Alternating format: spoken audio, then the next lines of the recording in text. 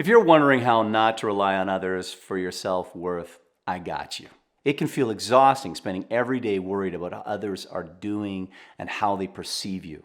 Sometimes it can feel like your life isn't your own and you're the subject of the moods and whims of everyone around you. The good news, you can break free, and I will give you tips for you people pleasers out there. Here are 4 steps I'm going to give to you, and then I'm going to give you a little story that shows you how I worked with somebody through this very issue so that they could own their self-worth in the presence of others that they were relying on to find it. The number 1 thing is recognize that there is a problem that you have in finding value in making others happy. Number 2 is understanding the difference between aggressive, assertive, and passive communication. There is a difference, and how you use those things will help you understand your value. Number 3, role play scenarios where it's hard for you to show up and be an asshole if you need to push beyond what you think is appropriate. Number 4, after every situation where you failed to show up as you wanted to, role play it in your mind, doing it properly this time. You may role play it ahead of time and go in and fail. This is your chance to come back and do it again and watch where you failed, see where you diminished yourself or retreated from that space where you didn't show up. So I want to illustrate how these points are used in real life with this story. I was coaching a manager in oil and gas, and he was the nicest guy. And he had some really significant things that were on his plate that he needed to work on. And he had a great team of people. And he would run a great meeting every morning where they would go over the day really quickly, high points. And he would lay out, hey, we need to get these things done.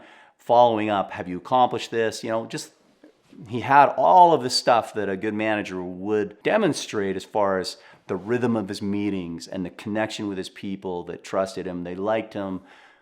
However, he had a problem with making others happy.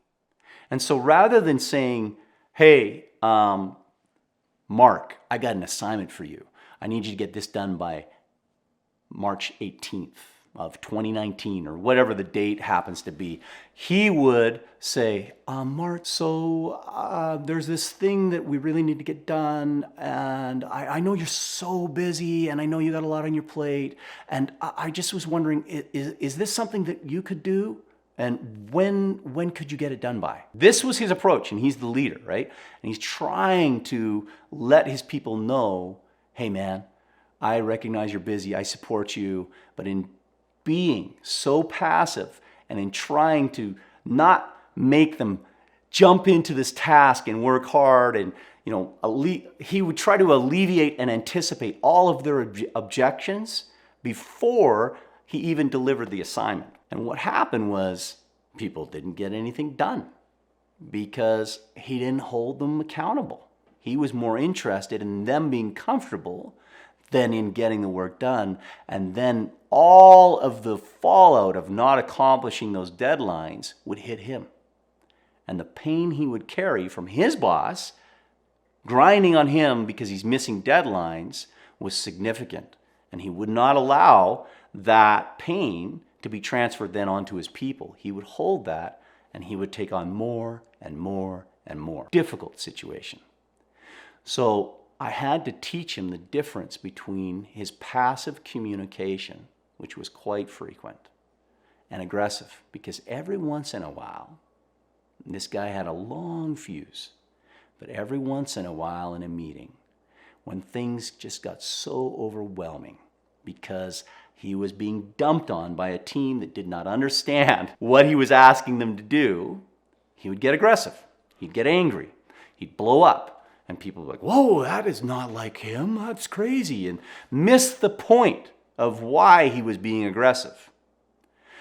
Because he spent most of his time being passive, right? This is that extreme position. You get passive, then you get aggressive.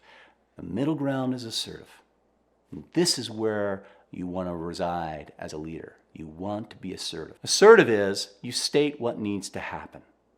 You do not need to be angry or mean or negative, right? And the example that I gave him was in a restaurant. I asked him if he got a bad meal, would he tell the waitress that the meal, or the waiter, that the meal was bad? Or would he just passively eat it? Or would he get angry and be mad at the waiter for bringing him a bad meal? Of course, his answer was, oh, I just eat the meal. I never say anything. I just don't go back to the restaurant. That is passive. Assertive is, you call the waiter over and you say, hey, you know what? I asked for this steak to be cooked medium rare, and it is clearly well done. Can you take care of that for me? That is it. It doesn't have to be mean. It doesn't have to be aggressive. It's just clear. Hey, can you take care of that for me? Guess what? That waiter is going to go, oh my goodness, I'm so sorry. I'll take care of that right now. They may even comp your meal. It's a great way to go, right? So that is the example of being assertive. And the third step is then role-playing scenarios, right? So if you are a person that struggles with this, right, you can then look at the scenario. So I had him sit and role-play with me before his morning meeting how he was going to deliver the assignments that he had on the queue for his people, because he delivered them in such a soft way that it was hard for me to understand what he was asking and what was deliverable. And if I felt like I was if I was busy, if I was his employee and I was super busy and he delivered this assignment saying, hey, I hope you can do it. I hope it's not overwhelming you. I would think to myself, well, it can't be that important, so I'll just put it in the back of my docket, right? So I had to teach him how to deliver those assignments, give a specific date that it needs to be due by, let them know this is a top priority, all those things that you have to do. And he would role play, and then he would come into the meeting, and frankly, I would tell him, because he was such a nice guy, I would say, I want you to talk to these people in a way that makes you feel like you might be a bit of an asshole. That's what I would tell him. Because for him to be assertive was a very, very aggressive move for him. And occasionally I coach assholes. And I say to those people, I want you to be the weakest, most pathetic person when you ask people to do these assignments. And then they turn from aggressive to assertive, right? So it's this balance. You got to check within yourself what you are. He did this, and he would try to deliver these assignments. And then after the meeting, we would have a sit down, and I would go through with him the places where he felt he had succeeded, and then we'd find one spot where maybe he didn't feel like he had shown up the way he wanted to. And this is what's interesting. As a coach, when I would work with him on this, I would say, okay, so you did awesome, and I would build him up, and then I'd say, so what's one space? And he would always go to tons of things where he felt he had failed, and we'd stop. I wouldn't let him list them all. I'd say, pick one. After that situation, he would say, you know what?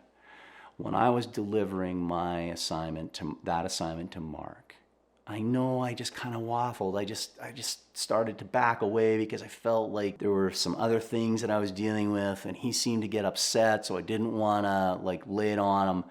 So then we would talk through how to move through that for the next time. And surprisingly, well, not surprisingly, honestly, what happened was, as he did this, his meetings became more effective. His team became happier. They had clarity. They knew what they needed to accomplish. They had a clear direction from him. They knew what their deadlines were and what was most important. And when they failed to hit those deadlines that had been clearly given, he didn't have to berate them at all. They came apologetically and explained why they had missed.